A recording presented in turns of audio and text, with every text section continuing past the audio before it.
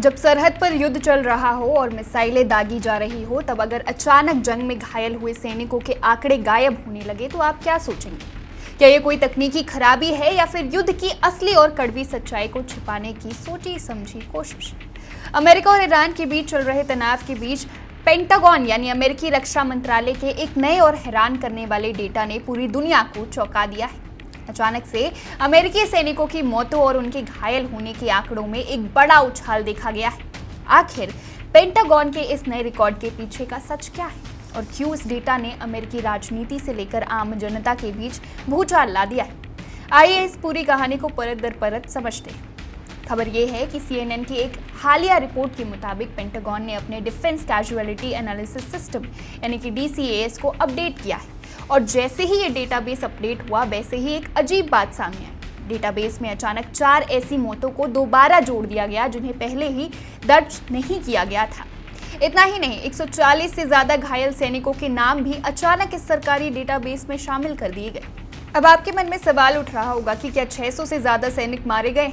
जी नहीं, हम आपको एकदम साफ कर दें कि 600 से ज्यादा सैनिक मारे नहीं गए हैं, बल्कि कुल हताहतों यानी कैजुअलिटीज की संख्या 600 के पार पहुंची। अधिकारिक और संशोधित आंकड़ों के मुताबिक 28 फरवरी से जब से अमेरिका ने ईरान के खिलाफ सैन्य अभियान शुरू किया है, तब से लेकर अब तक कुल 18 अमेरिकी सैनिक मारे गए और 624 सैनिक घायल हुए। लेकिन सवाल आंकड़ों का नहीं, सवाल पेंटागन की नीयत और ट्रांसपेरेंसी का है। कहानी में असली ट्विस्ट तब आता है जब पेंटागन इस डेटाबेस में एक नई कैटेगरी जोड़ता है जिसका नाम रखा गया है ओवरसीज ऑपरेशंस। इस नई कैटेगरी में 7 जुलाई के बाद से मारे गए और घायल हुए सैनिकों का हिसाब किताब रखा गया है। अब आप सोच रहे होंगे कि 7 जुलाई की ही तारीख को क्यों चुना गया?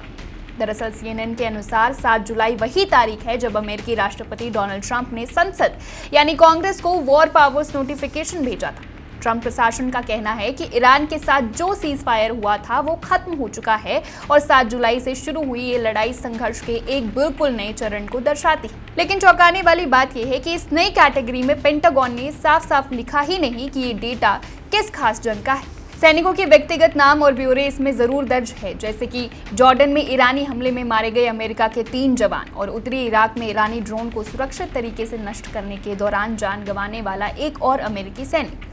अगर हम पूरे युद्ध की मानवीय कीमत को देखें तो सच वाकई डराने वाला है। जब ये जंग शुरू हुई थी तो पहले चरण में इसे ऑपरेशन एपिक फ्यूरी नाम दिया गया था। इस पहले चरण में 14 अमेरिकी सैनिक मारे गए थे और 400 से ज्यादा घायल हुए थे। और जब इन पुराने आंकड़ों को नई ओवरसीज ऑपरेशंस वाली लिस्ट के साथ जोड़ा जाता है, तब जाकर कुल आंकड़ा बनता है 18 मौतें और 624 घायल। अब बड़ा सवाल ये उठता है कि पेंटागन ने इस एक ही युद्ध को 2 अलग अलग हिस्सों में क्यों बांटा? क्या ये आंकड़ों को छोटा और कम खतरनाक दिखाने की कोई रणनीति थी?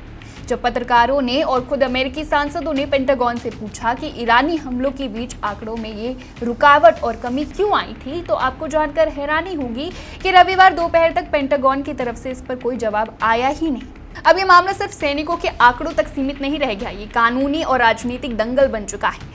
अमेरिका में साल 1973 का एक कानून है, वॉर पावर्स एक्ट। ये कानून कहता है कि राष्ट्रपति बिना अमेरिकी संसद की मंजूरी के केवल 60 दिनों तक ही कहीं सैन्य कार्रवाई कर सकते हैं। 60 दिन पूरे होते ही उन्हें या तो जंग रोकनी होगी या फिर संसद से इजाजत लेनी होगी। यहाँ ट्रंप प्रशासन ने एक नया कानूनी तर्क पेश किया।